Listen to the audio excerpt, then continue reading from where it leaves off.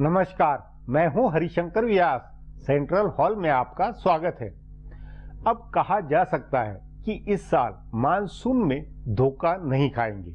जो मध्य भारत पिछले साल पानी की कमी सूखे से त्राहिमाम था, उसमें औसत से बहुत अधिक बारिश हो गई है। पिछले सप्ताह तक उत्तर और पूर्व में कुछ कम बारिश की खबर थी, लेकिन 10 दिनों में वहां भी अच्छी बारिश हुई है। जानकार इस वर्ष के मानसून को सामान्य से अधिक बारिश वाला बता रहे हैं। देश के प्रमुख 91 बांधों में पानी का भराव अच्छा है।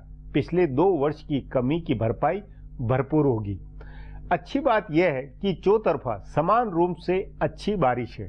अगस्त सितंबर में और अधिक बारिश की भविष्यवाणी है।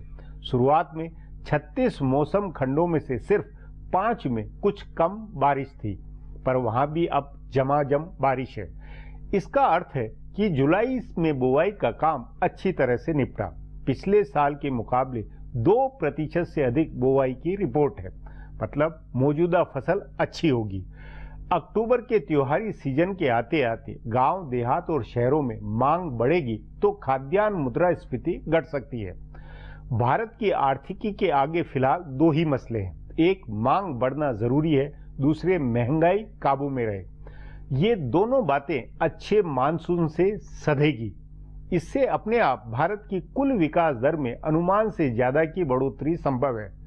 अभी 7.6 का अनुमान है, वह 7.9 भी हो सकता है। खाद्यान्न पैदावार पिछले 2 साल की गिरावट के ट्रेंड को बदलते हुए 2013-14 के रिकॉर्ड से पार जा सकता है। आज इस सब पर चर्चा है, मगर उससे पहले गपशप और खास सुर्खियां। शुरुआत सियासी गपशप से करते हैं।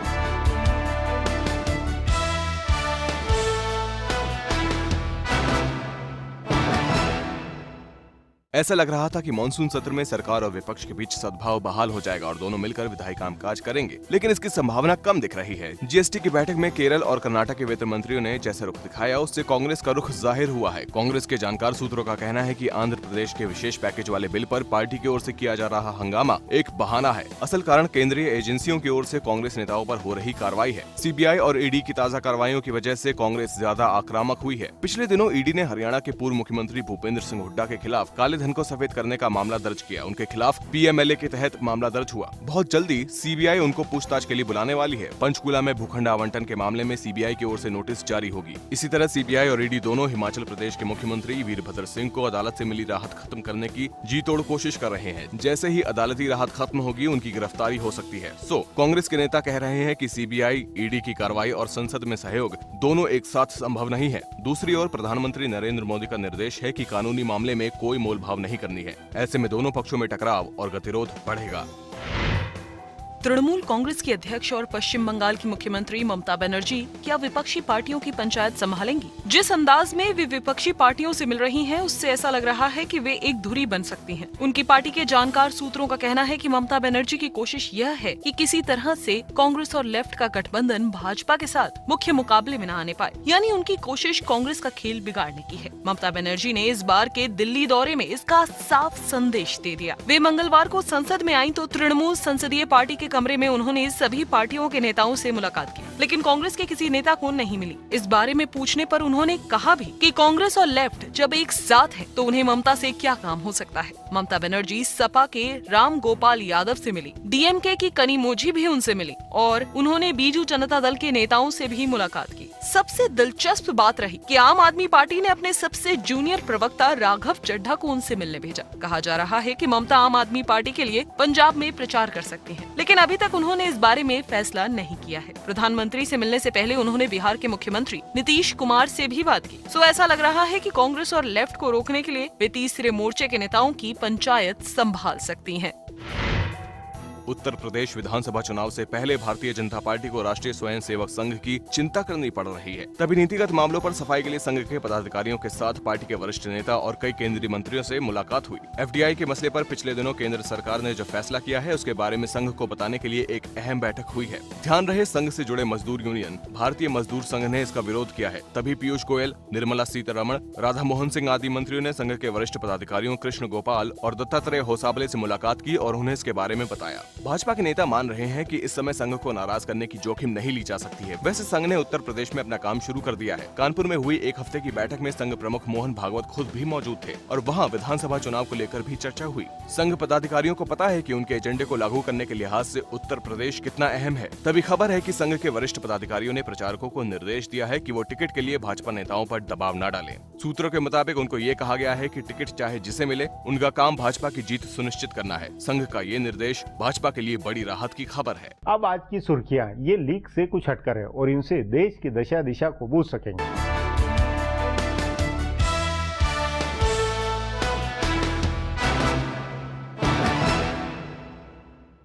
मानसून सत्र में आज राज्यसभा की कार्रवाई हंगामे के साथ शुरू हुई। राज्यसभा में मायावती ने कार्रवाई शुरू होते ही मंदसौर में गौरक्षा के नाम पर महिलाओं की पिटाई का मुद्दा उठाया। इस मुद्दे पर उन्हें सदन में कांग्रेस और दूसरे विपक्षी दलों का भी पूरा समर्थन मिला और सदन में इस मुद्दे पर जोरदार हंगामा हुआ। मायावती ने भाजपा पर प्रहार करते हुए कहा कि भाजपा नारा देती है कि महिलाओं के सम्मान में भाजपा मैदान में, जबकि भाजपा शासित मध्य प्रदेश में बीफ की अफवाह पर महिलाओं को पीटा जाता है। मायावती ने दलितों की पिटाई का भी मुद्दा उठाया, जिस पर सदन में जमकर हंगामा हुआ। मायावती ने दयाशंकर का मुद्दा उठाते हुए कहा कि दयाशंकर सिंह झारखंड में है और ये भाजपा शासित राज्य है। इससे साफ जाहिर होता है कि भाजपा उन्हें बचा रही है। गौरतलब है कि मंगलवार को मध्य प्रदेश के मंदसौर में खुद को गौरक्षक बताने वाले कुछ लोगों ने बीफ की तस्करी के संदेह में 2 मुस्लिम महिलाओं की जमकर पिटाई कर दी। राज्यसभा में कांग्रेस नेता गुलाम नबी आजाद ने कहा कि गौरक्षक होने चाहिए, लेकिन उसके नाम पर बहाना करके दलित और मुसलमानों को टारगेट करो, हम इसके खिलाफ हैं। इस मुद्दे पर राज्यसभा में केंद्रीय मंत्री मुख्तार अब्बास नकवी ने कहा कि राज्य में हिंसा निंदनीय है और हम इसे जायज नहीं ठहरा सकते। मध्य प्रदेश सरकार ने इस मामले में तुरंत कार्रवाई की है।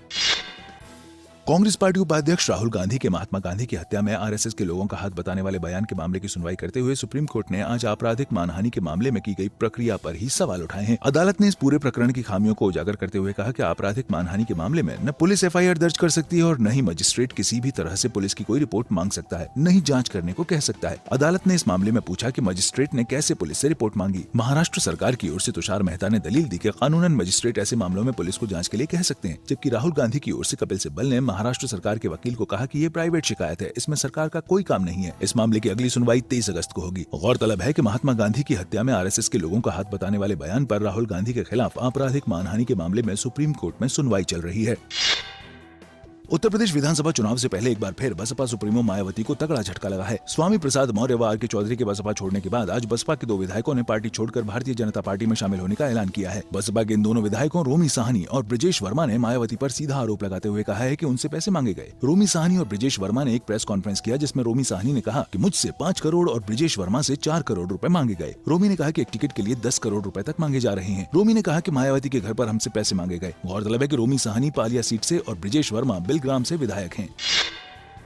पूर्व प्रधानमंत्री राजीव गांधी के 7 हत्यारों की रिहाई के मामले में तमिलनाडु सरकार ने आज सुप्रीम कोर्ट में अर्जी दाखिल कर फैसले पर फिर से विचार करने की मांग की है। गौरतलब है कि सुप्रीम कोर्ट की संविधान पीठ ने दिसंबर 2015 को केंद्र सरकार की याचिका पर फैसला देते हुए कहा था कि अगर इस मामले की जांच एजेंसी केंद्र सरकार की है तो आरोपियों को रिहा करने का अधिकार भी उन्हीं को है। इस फैसले में सुप्रीम कोर्ट ने कहा था कि राज्य सरकार स्वतः संज्ञान लेकर हत्यारों की रिहाई नहीं कर सकती है। तमिलनाडु सरकार ने पुनर्विचार याचिका में कहा है कि केंद्रीय एजेंसियों द्वारा जांच किए गए मामलों में राज्य सरकार को केंद्र सरकार से सलाह लेने की जरूरत है, इसलिए फैसले पर फिर से विचार किया जाए।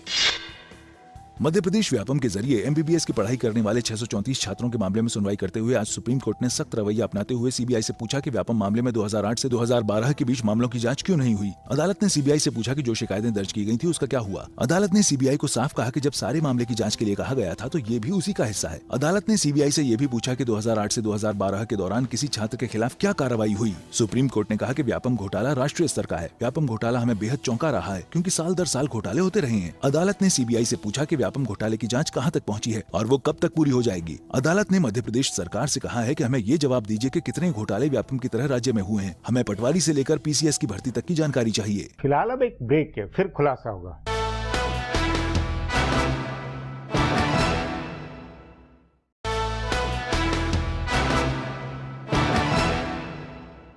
अच्छा मानसून भारत की आर्थिकी के लिए संजीवनी है। संदेह नहीं कि अच्छे मानसून की इस साल जो भविष्यवाणी थी वह अक्षरश सही साबित हो रही है।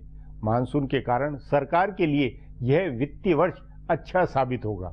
यदि वैश्विक हालात अभी के जैसे रहे, चीन आदि से नया झटका नहीं लगा, तो कृषि क्षेत्र में संतोषजनक फसल ग्रामीण मांग बढ़ा देगी। इस पर आगे चर्चा करें, उससे पहले देखें मेरा यह खुलासा।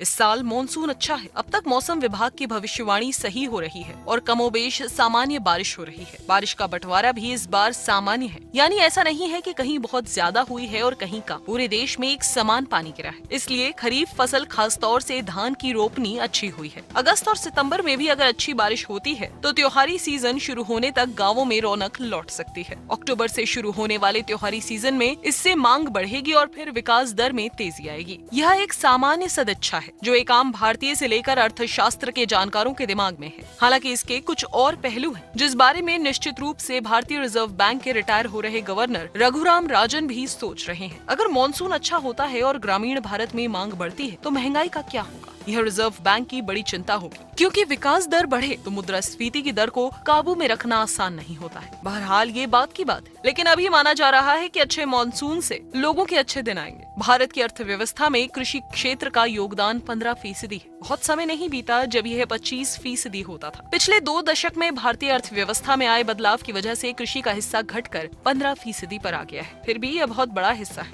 और खास बात यह है कि भले ही जीडीपी में कृषि का हिस्सा 15% हो, लेकिन इस पर लोगों की निर्भरता किसी और सेक्टर के मुकाबले बहुत ज्यादा है। जीडीपी में सेवा क्षेत्र का हिस्सा सबसे ज्यादा है, लेकिन उसमें रोजगार और उस पर निर्भरता कृषि के मुकाबले बहुत कम है। इसलिए दूसरे किसी भी सेक्टर के मुकाबले कृषि क्षेत्र में तेजी का आम लोगों के लिए ज्यादा मतलब होता है। अच्छा मॉनसून किसानों की हालत ठीक करने का एक पहलू है। इसके अलावा कई और चीजें हैं जिन पर किसान की जिंदगी निर्भर है। फसल अच्छी हो गई तो उसे उसकी अच्छी कीमत मिले, यह सुनिश्चित नहीं है। हालांकि प्रधानमंत्री नरेंद्र मोदी ने कृषि उत्पादों की बिक्री के पुराने तरीकों को बदलने का प्रयास किया है। फसल बीमा की नई योजना लागू की है और किसानों को खाद बीज समय से उपलब्ध हो, इसका भी उपाय किया है। लेकिन खेत से उपभोक्ता के घर तक पहुंचने के बीच बिचौलियों की जो कड़ी है उसका टूटना सबसे जरूरी है। बहरहाल नरेंद्र मोदी की सरकार बनने के बाद पहले 2 साल पूरे देश में लगभग सूखे के हालात, सामान्य से कम बारिश हुई और इसकी वजह से फसल चौपट हुई। तभी विपक्ष को इस प्रचार का मौका मिला कि कहां गए अच्छे दिन। इस बार मॉनसून सामान्य से बेहतर है और पूरे देश में बारिश हो रही है, तो अच्छे दिन की संभावना भी प्रबल है। वैसे दुनिया के हालात अच्छे नहीं है और सारे अर्थशास्त्री अर्थव्यवस्था में नरमी का अंदेशा जता रहे हैं। इसके बावजूद अगर भारत में कृषि विकास के सहारे विकास दर 8% के करीब पहुंचती है तो यह बहुत बड़ी उपलब्धि होगी। अब एक ब्रेक है, उसके बाद मानसून और आर्थिकी पर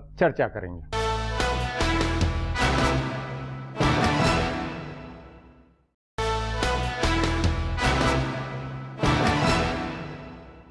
इस चालू वर्ष में कोई 1 करोड़ सरकारी कर्मचारियों की जेब में खर्च के लिए पैसा बढ़ेगा। उधर अच्छी फसल गांव देहात में लोगों की खरीद ताकत को बढ़ाएगी। उस नाते दिसंबर तक बाजार में खरीदारी का जोर बढ़ा तो अपने आप आर्थिकी के चक्के दौड़ने लगेंगे। इस पर चर्चा के लिए आज मेरे साथ आर्थिक मामलों के जानकार आनंद प्रधान है।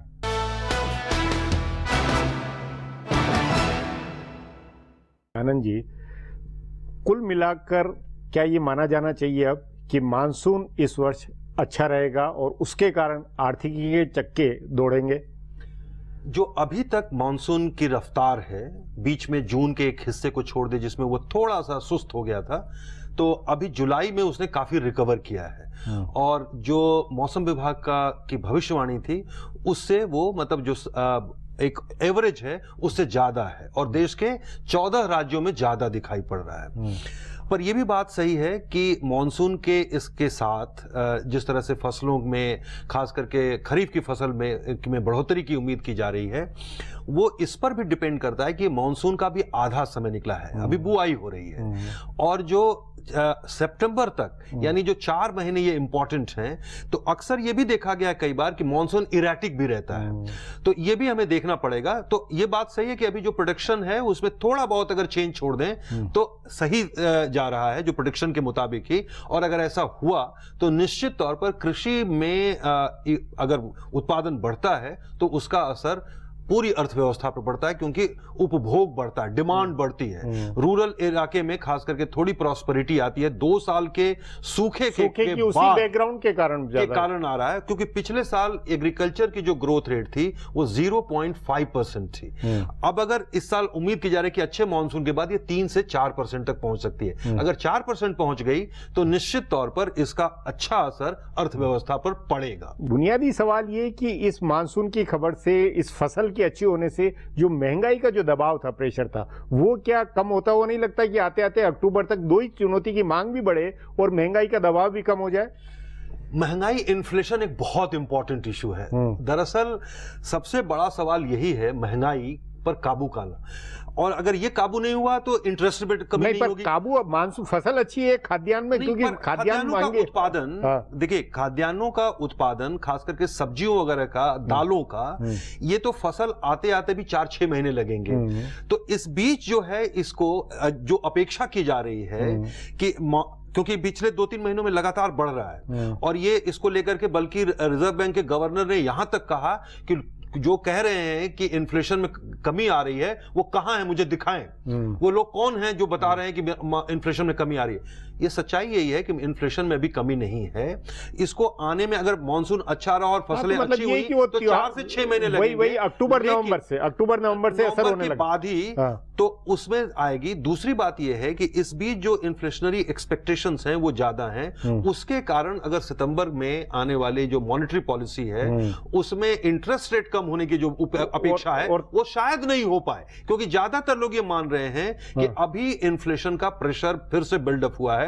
दूसरा, ये रिजर्व बैंक की 2014 की एक रिपोर्ट कहती है कि मॉनसून का और इन्फ्लेशन का जितना क्लोज रिलेशन हम मानते हैं भारत में उतना नहीं है। नहीं, लेकिन खाद्यान्न चीजों के उस पर असर नहीं पड़ता। खाने पीने की चीजों के मामले में भी ये तथ्य है। आप देखिए, नहीं, इसमें अगर आप देखेंगे कि यूपीए सरकार के समय में भी 2013 तक तो मॉनसून अच्छा था, उससे उस दौरान में भी अगर आप देखेंगे 2012 से 11, 12, 13 3 सालों में इन्फ्लेशन रेट बहुत हाई थी। नहीं, लेकिन मॉनसून अच्छा था, पर उसमें रिकॉर्ड उत्पादन हुआ। लेकिन आपका जो फूड मैनेजमेंट है, नहीं तो उसी के अंदर कुछ उसमें एक बात उस समय भी थी, वो दालों का मामला ये जो था, अभी का मामला 2 साल में आया है। पर वो अभी ये कहा जा रहा है कि दालों के मामले में बुआई और ये सरकार की फोकस से कुछ ठीक हुई की जा रही है। इस बार पिछले साल की तुलना में खास करके दलहन की बुआई ज्यादा हुई है, लेकिन उसमें तिलहन का कम हुआ है, जो अभी तक 6 जुलाई तक की रिपोर्ट थी। पर मेरा यह कहना है कि जो दलहन की फसल है वो आमतौर पर 6 से 8 महीने और अरहर वगैरह के मामले में साल भर तक का समय लगता है, तो ये इतनी जल्दी इसका असर हमें शायद नहीं दिखाई पड़ेगा। दूसरा, जो आपके 2 साल का जो शॉर्टेज है वो एक मॉनसून से भी पूरा नहीं होता है, तो उसमें आपका फूड मैनेजमेंट में उतनी ही आपको अलर्ट होना पड़ेगा, और खास करके इन्फ्लेशन जो टारगेटिंग है उससे आप ध्यान हटा नहीं सकते। उस नाते ये निश्चिंत नहीं हो सकते। उस नाते ये कि इस मानसून, अच्छे मानसून का महंगाई को लेकर हम ज्यादा उस पर नहीं करें, लेकिन जीडीपी को लेकर आपका मानना है कि ज्यादा अगर 3-4% की ग्रोथ होती है तो उसमें जीडीपी पे ज्यादा असर होगा। असर जरूर पड़ेगा, क्योंकि और खासकर मांग बढ़ने के कारण भी, वो भी एक फैक्टर है। क्योंकि सबसे बड़ी समस्या अभी इकोनॉमी में ही है, क्योंकि एग्रीकल्चर का कंट्रीब्यूशन जीडीपी में तो 15% है। जो असली सेक्टर्स हैं, चाहे वो सर्विसेज हो या खास करके मैन्युफैक्चरिंग इंडस्ट्री, समस्या यह है कि इंडस्ट्री में चूंकि 2 सालों के सूखे के कारण डिमांड कम है, एक्सपोर्ट पूरे इंटरनेशनल मार्केट में एक तरह से स्लगिश मार्केट है, एक्सपोर्ट 19 महीने से लगातार गिर रहा था। पहली बार जून महीने में एक्सपोर्ट में 1.2% की बढ़ोतरी हुई है। अगर एक्सपोर्ट बढ़ता है और इंटरनल डिमांड बढ़ती है तो मैन्युफैक्चरिंग में, जहां रिजर्व बैंक की भी एक रिपोर्ट है वो बताती है कि जो मैन्युफैक्चरिंग सेक्टर है वो अपने 70% कैपेसिटी पर काम कर रहा है। यानी जब मांगे नहीं है तो पैदा नहीं कर रहे हैं और नया इन्वेस्टमेंट नहीं कर रहे हैं, नई जॉब नहीं क्रिएट हो रही है, तो ये इकोनॉमी एक विशियस सर्कल में फंसी हुई है। अगर ये डिमांड बढ़ती है और दूसरी तरफ सरकार भी पंप प्राइम करती है, यानी कि एक तरह से इन्वेस्टमेंट उड़ेलती है, जिसके आज संकेत भी आ रहे हैं बैंकों को दिया जा रहा है, क्योंकि लेंडिंग में वो बहुत ज्यादा रिलक्टेंट थे कि वो ज्यादा कर्ज देने के लिए तैयार नहीं थे।